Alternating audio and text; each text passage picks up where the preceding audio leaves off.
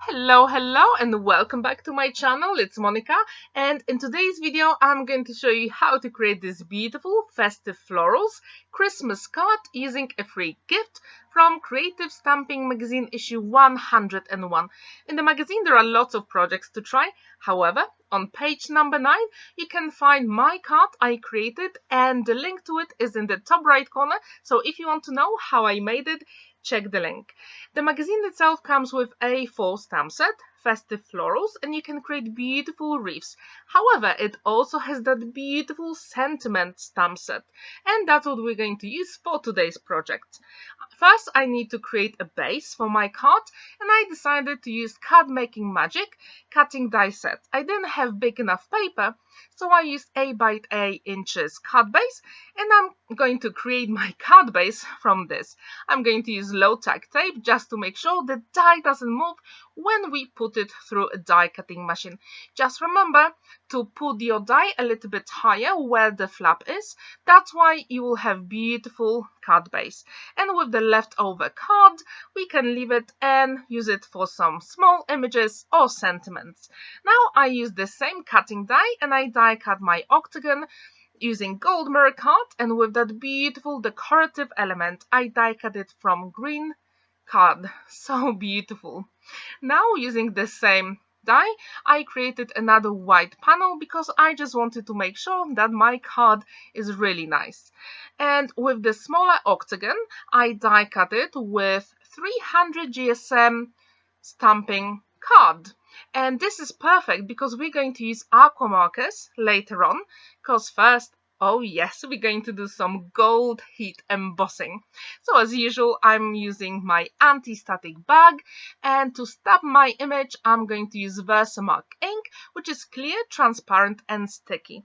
And this way we will make sure that our embossing powder sticks to our image. Super clean and beautiful. As usual, I'm using my gold embossing powder by Do Crafts. What is your favorite embossing powder for your Christmas makes? Please let me know. Maybe you use different color. I'm really curious. Now I'm going to use my heat tool to melt all that powder, and then even if you miss a bit, as I did here, you can always go back.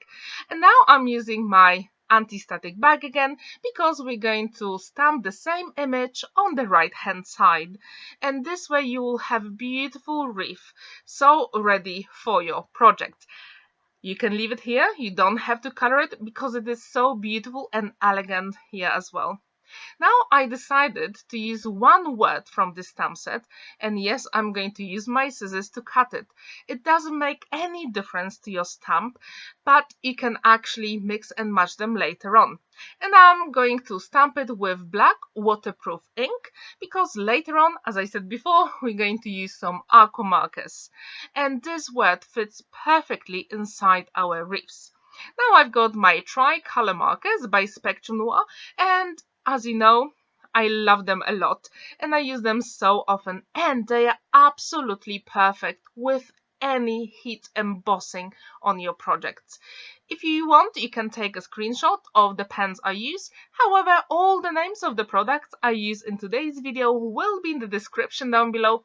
So yes, you can check them out if you want.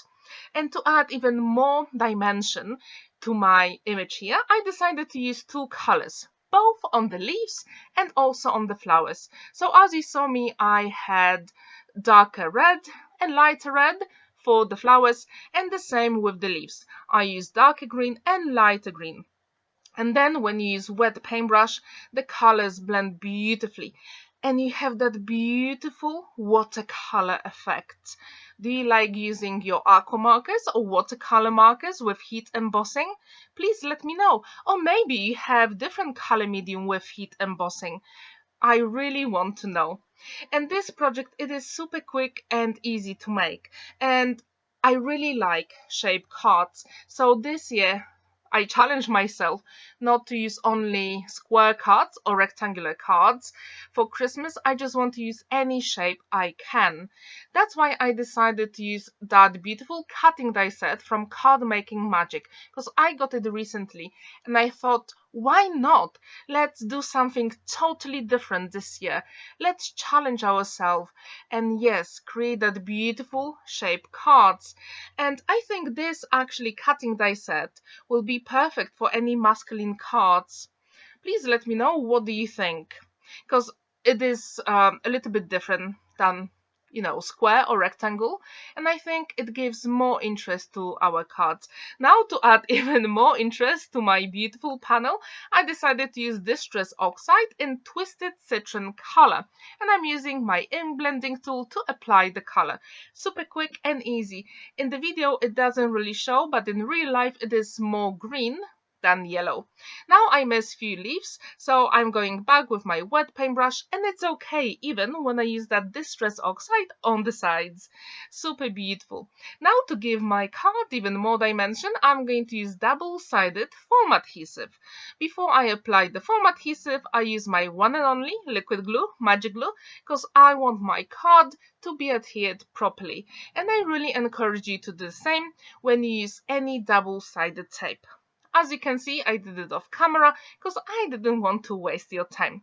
Now, in my stash, I actually found that beautiful gold ribbon, and believe it or not, I didn't buy it. It was in one of the packaging with beautiful cosmetics. So why not? Let's use it. And this panel, the green panel, was actually perfect for ribbon threading. So yes, that's exactly what I did here. And to finish it off, when you turn it over, we have to cut the excess of the ribbon. And just to make sure everything is nice and secure, I'm going to use red liner tape. And I really encourage you to do the same. I couldn't use a light here just to burn the edges because it was in satin ribbon, so I had to find a different way. And as you can see, it is so tiny you probably can't even see in the video. However, using your pokey tool, it makes it so much easier because then you can move that small bit of red liner tape. And our panel is ready. Now, what do you think about this color combination for Christmas? I've got some greens, a little bit of red, and gold. Would you use that color combination for your Christmas cards? Now I put double-sided tape on the back of my back panel, and as you can see, I left a gap at the very top because I just wanted to make sure that when I adhere it, it will go over the top. And that is my big tip for you as well. And when this is ready, I'm going to peel off the backing of double-sided foam adhesive, and as usual, use my one and only magic glue. And yes, and the card is nearly done. What do you think about this shape for Christmas? Would you like to give it a go? I hope that will inspire you to have a look at your stash and experiment with any card shapes. And it wouldn't be me if I didn't add any gold gems, so yes, I'm going to do it. And I think it gives my card so much interest. I really hope this video inspires you to create something similar or use a free gift with Creative Stamping Magazine issue 101. Thank you so much for watching, and don't forget to like this video, give it a thumbs up and subscribe to my channel if you haven't already. On the left and on the right you can also check my other videos where I created using free gift from Papercraft magazines. Thank you so much for watching and see you in my next video. Bye for now!